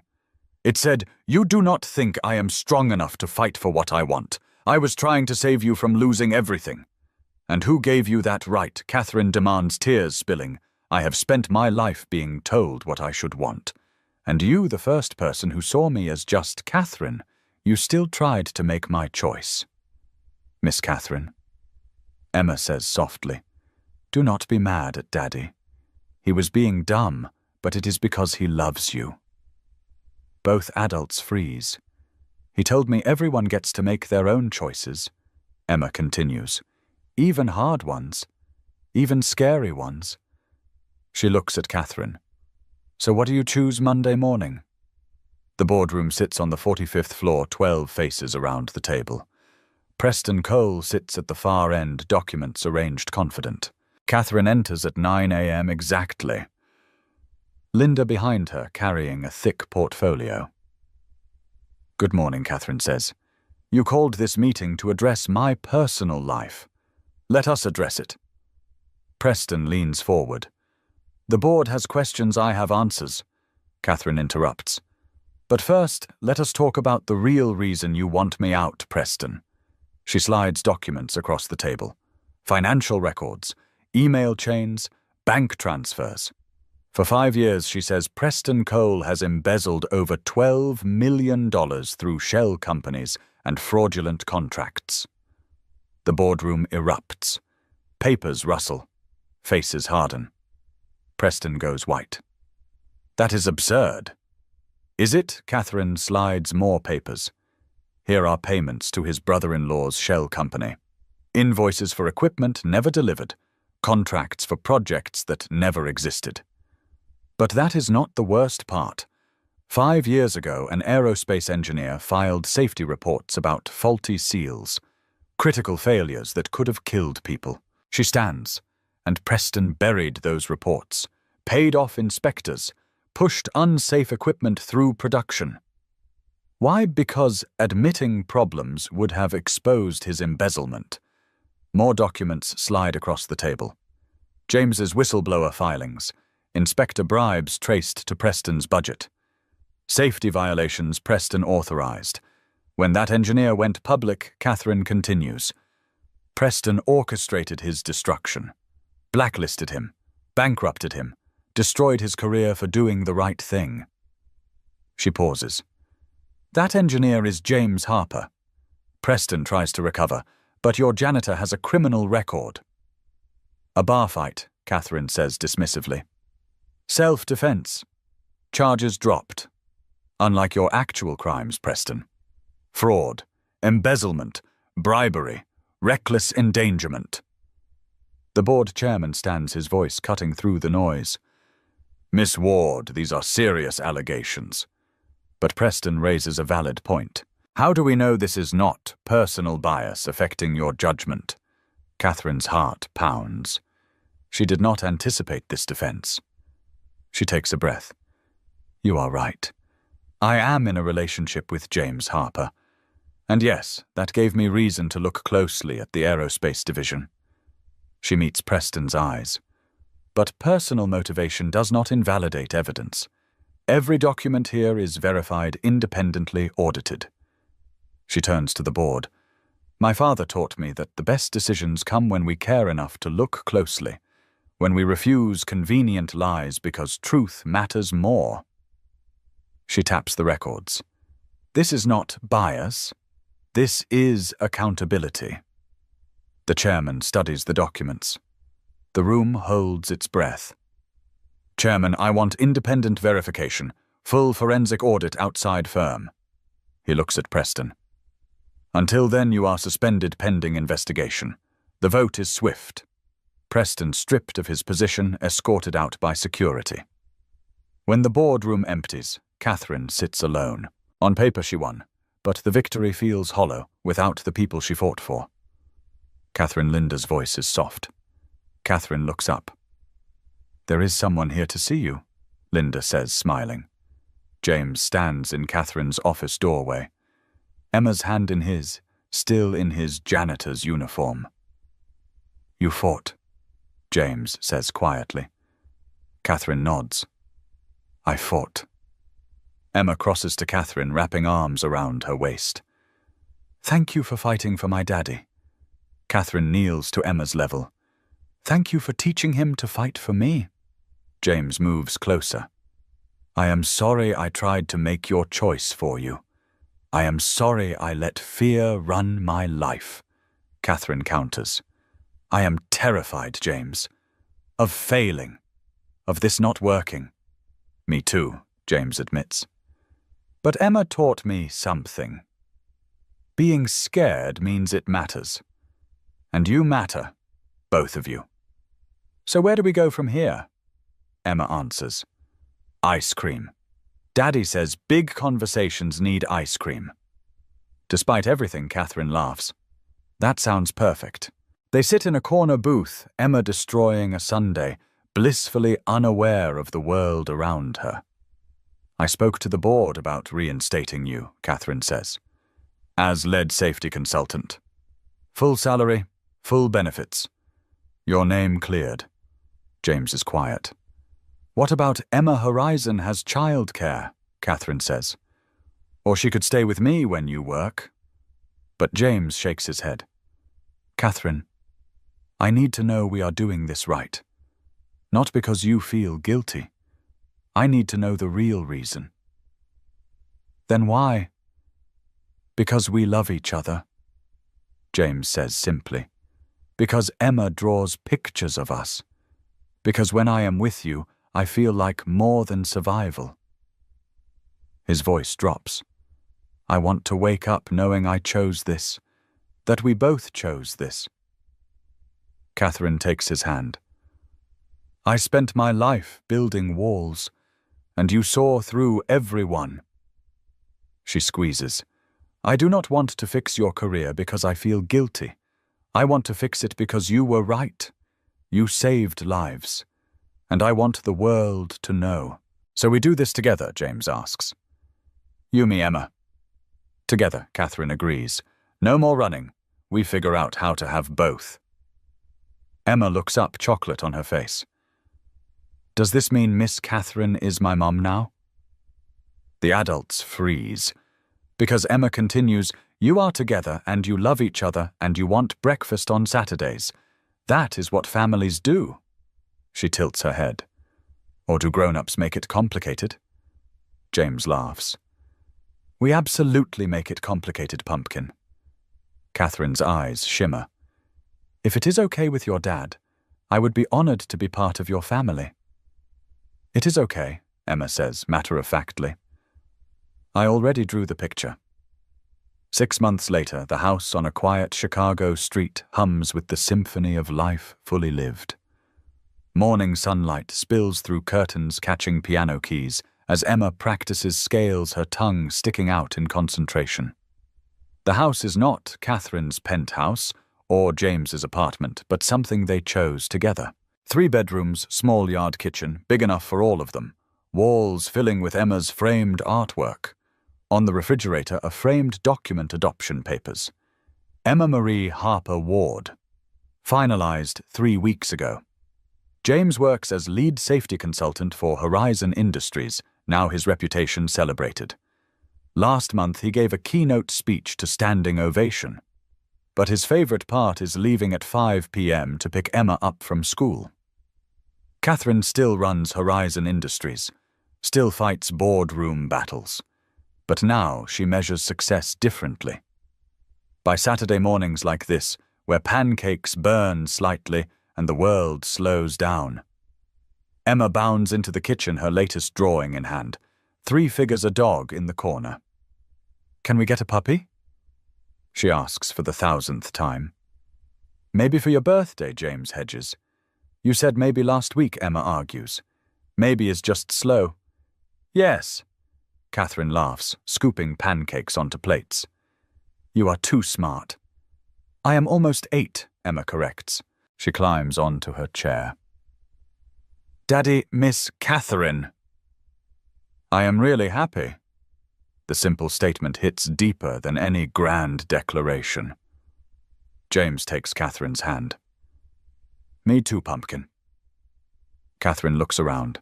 The house too small by penthouse standards, but perfectly full. The man who saw through her armor. The daughter who taught them both about choosing love. "I learned something," Catherine says softly. "I spent my life thinking I had to choose between power and love. Turns out I just needed someone brave enough to show me you can build both." James kisses her hand. "You taught me that being broken does not mean beyond repair, that sometimes losing everything makes room for what you really needed. You two are being mushy again," Emma announces. They laugh, the sound filling spaces that used to echo with loneliness.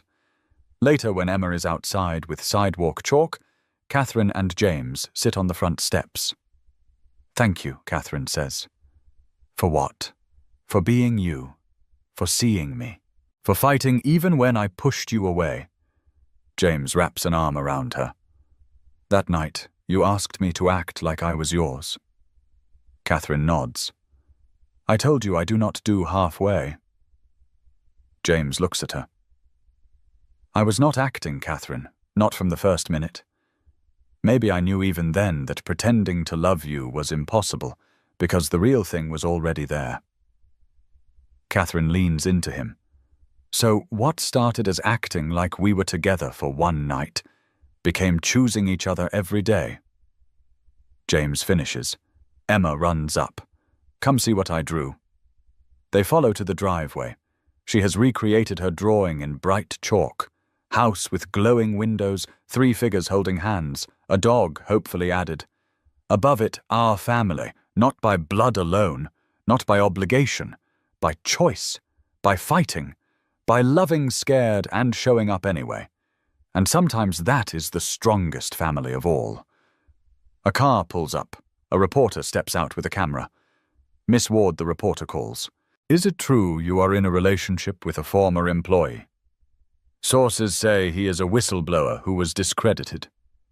"How do you respond?" Catherine feels. James tense, feels Emma's hand slip into hers. The old Catherine would have hidden. But that Catherine does not exist anymore. She steps onto the sidewalk, Emma and James flanking her. "Yes," she says clearly. "I am in a relationship with James Harper, former aerospace engineer, and the man who saved lives by exposing safety violations." She looks at James.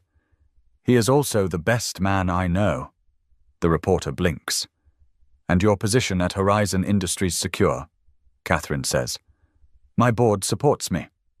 My company is stronger because I learned integrity matters more than appearances." She smiles. "Any other questions?" The reporter retreats. Inside, Emma grins. "You were so cool, Mom." The word lands softly. Mom. Not Miss Catherine. Mom. Catherine's eyes fill. "I learned from the best," she says. That night, after Emma sleeps, James and Catherine sit under stars Emma named.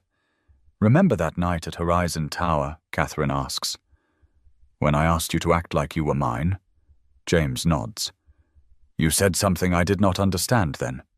You said you do not do halfway, that even pretending you would do it all the way." "I remember. I thought it was just a line," Catherine says. "But you meant it. Even then you knew you could not pretend." James kisses her forehead. "Pretending to love you would have been impossible. Because I could feel the real thing starting. So what started as just act like you are mine for tonight," Catherine murmurs, "became you are mine and I am yours and we are each other's." James finishes forever. They sit together holding each other under stars. In a life they chose a family. They built a love that started as pretend and became the most real thing either of them has known. Friends, if this story touched your heart the way it touched mine, then I want you to do something for me right now. Hit that like button below this video because it tells me you want more stories like this, stories about real people choosing love even when it is hard, even when it is scary. And if you believe that kindness still matters in this world, that broken people can build beautiful things together, that it is never too late to let someone see who you really are beneath all the walls, then hit that subscribe button. Join our Soul Lift Stories family. We share stories every week that remind you hope is real, love is possible, and your story is not over yet. Share this video with someone who needs to remember that vulnerability is not weakness. Share it with someone who is building walls to protect themselves, but forgetting that those walls can become prisons. Share it with someone who thinks they have to choose between success and love, between their career and their heart, between who they are and who they think they should be. Because Catherine thought she needed someone to pretend to love her for one night. What she discovered was that real love cannot be performed. That the bravest thing you can do is let someone see the lonely person hiding behind your success. That sometimes a janitor and a CEO discover they were never opposites at all, just two people brave enough to be real. Your like helps this video reach more people. Your subscription builds this community. Your share might change someone's life today. So do not just watch and walk away. Be part of this story. Be part of spreading hope. Thanks for watching, and remember, you are never too broken to be loved. We will see you in the next story.